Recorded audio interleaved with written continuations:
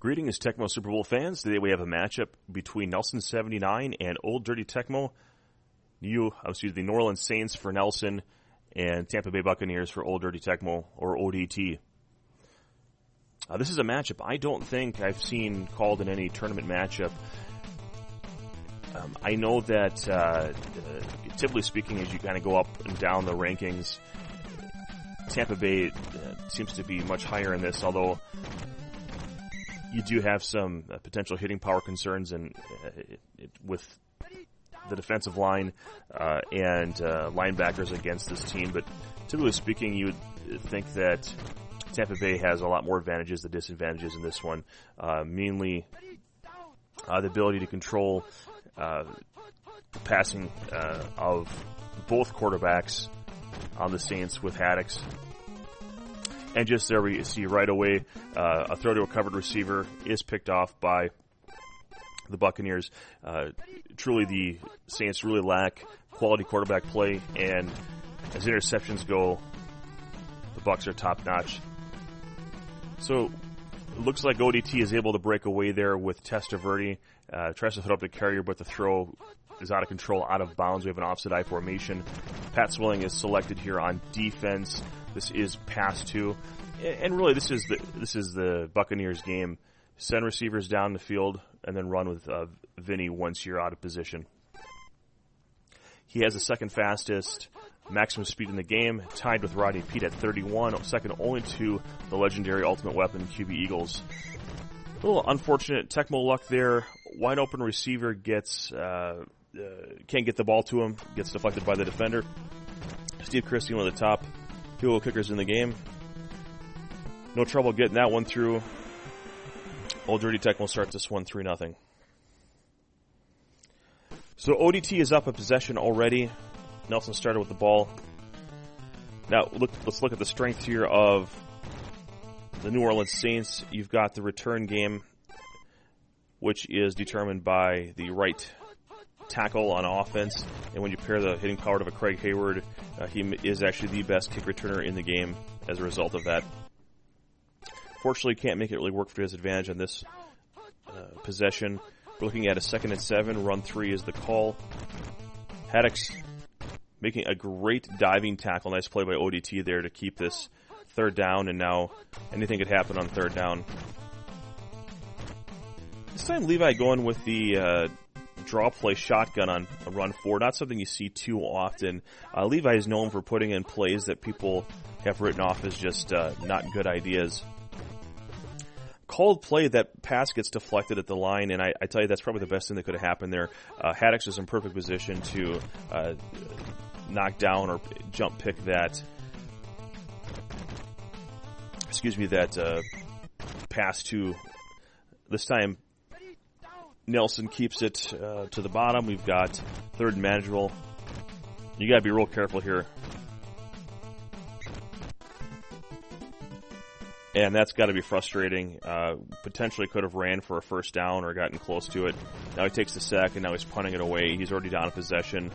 ODT is known for his offensive patience and ability to just nickel and dime you down the field and make you cheat up and then go over the top. So that first quarter went by quickly, and not looking good here for Nelson. Looking like Testaverde is already in good, so his maximum speed is now up to 38. So he is going to be all over the place, just juking defenders. Arrow trick up to carrier. See who's got the taps here. Oh, and he makes the diving attempt without just running into him. I think that was a mistake there on the part of Nelson. I don't think a dive in the open field is something you do in the last possible moment. There was really no chance of that connecting. And looks like we have a burn route up to carrier, who just destroys his defender up top. No chance for Nelson on that one.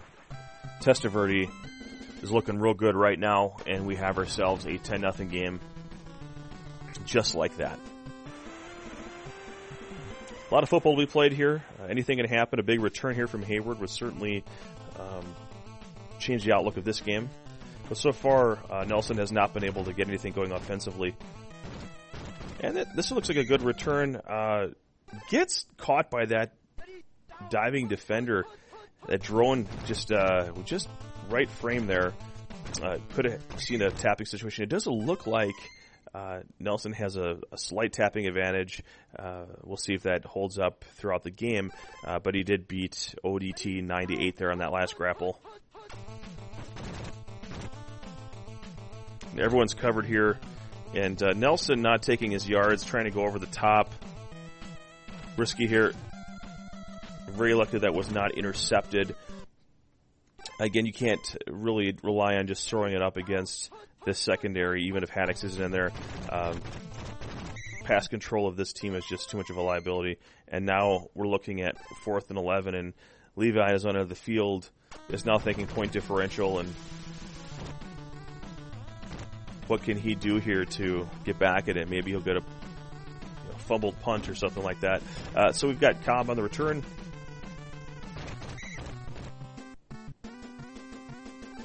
Cobb gets out past the 20. The Bucks also have a good punt return game.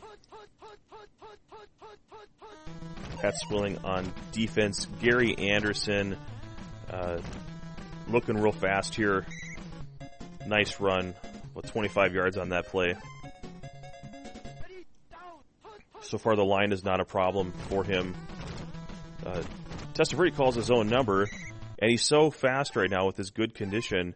He's actually able to reverse field, go up to the top, and do damage, even though the linebacker chosen was not in that ideal position to run that play. Typically, you like to run that if you see a lower middle linebacker or LB4 or bottom cornerback. That makes a great option. And Carrier is open again, and just having himself a career day here. Testaverde is getting it there, even with his little bit of slower delivery. There's really nothing that the Saints defenders have been able to do to stop this. Anderson with the ball again on a run two. Gets some blocking help, runs time off the clock. Very nice play. It's not going to leave much here for Nelson. So Gary Anderson getting in the action here. We're going to see 17-0 shortly.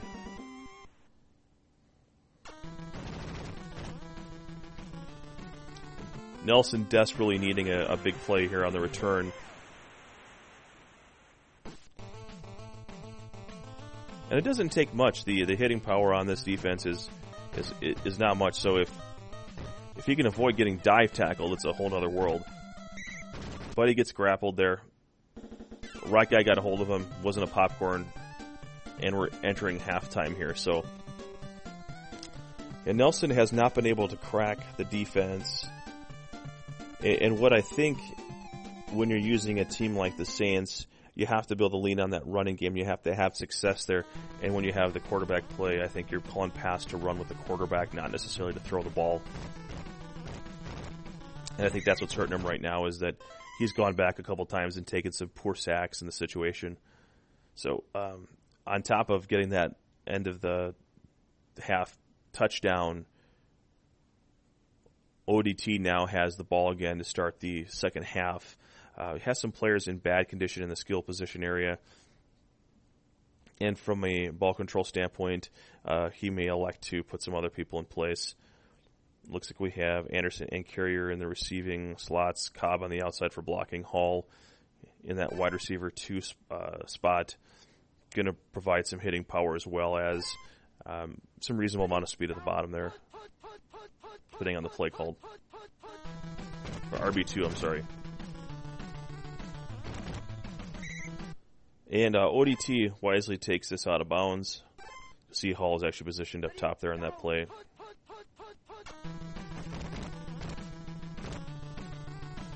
Lots of open options here. Throws it underneath to Anderson. He did go down to 44 ball control, but usually that pass is completed. That's just a Tecmo situation there that kicks in. Really nice juke there by Testaverde. Could have been stopped short of the line of gain, but is able to get around the linebacker for a first down. And we see Harvey with his first carry. And I think you call that play just to keep him honest. One-on-one tap there. So I think we have established Nelson has taps. And 3 receivers open on this play. Testaverde feeling pretty good. Lets it go up to Cobb. Hey, wow. What a completion to Cobb. A perfect strike where both defenders took themselves out of the play as soon as the ball was caught, and Cobb lost no speed on the play. In stride, Vinny Testaverde. This game is, all intents and purposes, out of reach here for Nelson. No evidence of being able to stop, and now we're looking at 4 possessions as we are now going to be under 2.5 left in the third quarter. Nothing short of a miracle, and more than one at that would get this done for him. But he'll keep slinging it. Nelson with a single back formation. Haddix continues to be the defender. And this time we see ODT is able to out-tap. So we don't know if he's going full bore with his taps or not, but he was in a one-on-one situation. He had to have that.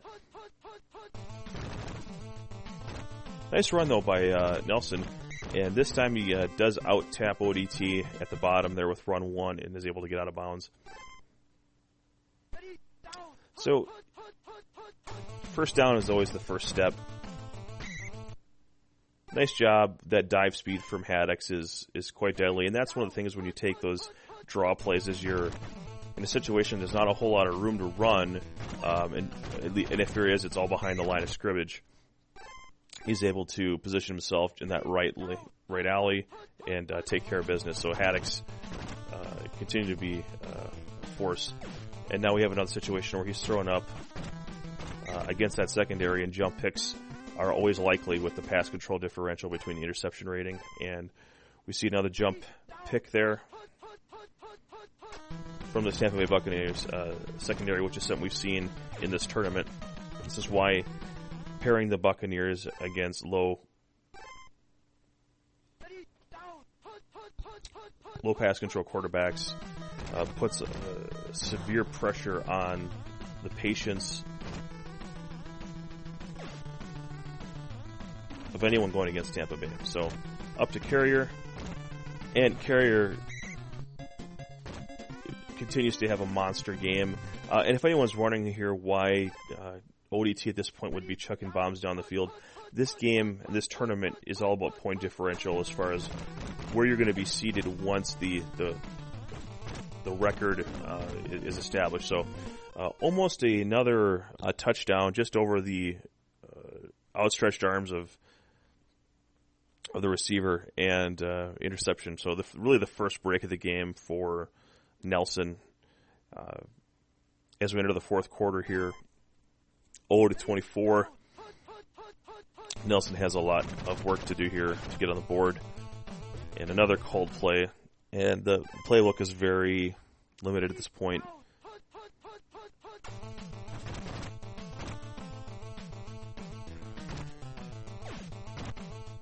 Run up to Hayward. That also could have been intercepted. What you really need with this is to hope that when you time these throws is that the defender gets behind the receiver and that they jump up and get it so that they're not in position to jump pick it. And that's very difficult to predict at times. And 4 downs, Nelson not able to get that going, and now ODT has another possession. Nelson thought about rushing the quarterback. Cost him distraction, enough time for the offensive line to break down, and Sam Mills cleans up Vinny Testaverde. Johnson popcorning some blockers. And we have 3rd and 5 after Harvey run there. Johnson is pancaked, and it looked like Testaverde was going to have an alley there down at the bottom, but ends up getting dive tackled. We have some pressure on the kick, but looks like the kick is good. And now we have a 27-0 game from Steve Christie. ODT rolling. Could be 2.5 minutes or less as Nelson takes the ball here. Another Hayward return. Boy, he sure looks fast. Just trying to get some blockers there. Nice dive there. Kind of a last ditch there to keep Hayward from breaking free. A player like ODT just seems to know when to do those things. Throw up to Martin, goes out of bounds.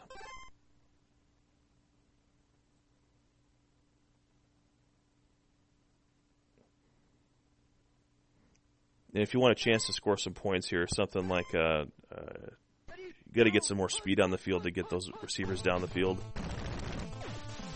We have another called play, and again that throw we saw one other time on pass 2 when it was called that he tried throwing it up there and it got deflected. Well, this time he did, and Haddox just went up and got that pick. And this time Anderson with the reception. This team is all about grabbing balls out of the air.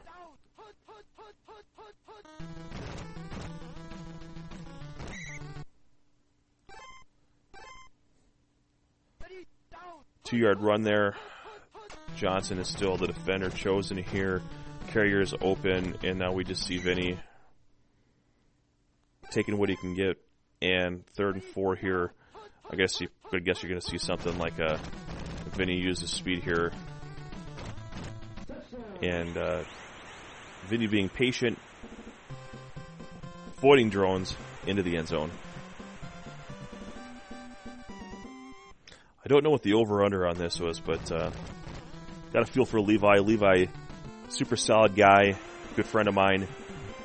We get together on a regular basis whenever we can to get games, and I don't think any of us has done each other like this at 34-0 before. So just kind of shows you the experience of ODT. And to anyone out there, ODT, I think, was in the Sweet 16 at this past Madison tournament.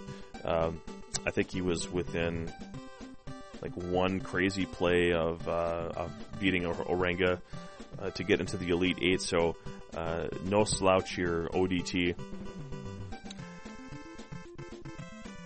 And we'll see if there's anything positive here that Nelson could take away. I think he'll want to just throw away or burn the tape on this one. But 34-0 is your score. Notable stats here: there wasn't a single positive reception by the New Orleans Saints. I think in the whole, the thing that I learned from this matchup is that I simply wouldn't call it as player one. I don't know what as Nelson being the caller of this matchup, what he thought he was up against, but I think 99 out of 100 times I take the Buccaneers in this matchup. So thanks for watching. If you like this video, give it a like, and if you didn't like it, give it a thumbs down. If you like content like this and want to see other of our videos from our Tecmo Super Bowl tournament online that have commentary, and you haven't yet subscribed to this channel, if you could hit that subscribe button, we'd greatly appreciate it. And as always, we'd love to see you back again here on GBLAN Online Tecmo. Thanks for watching.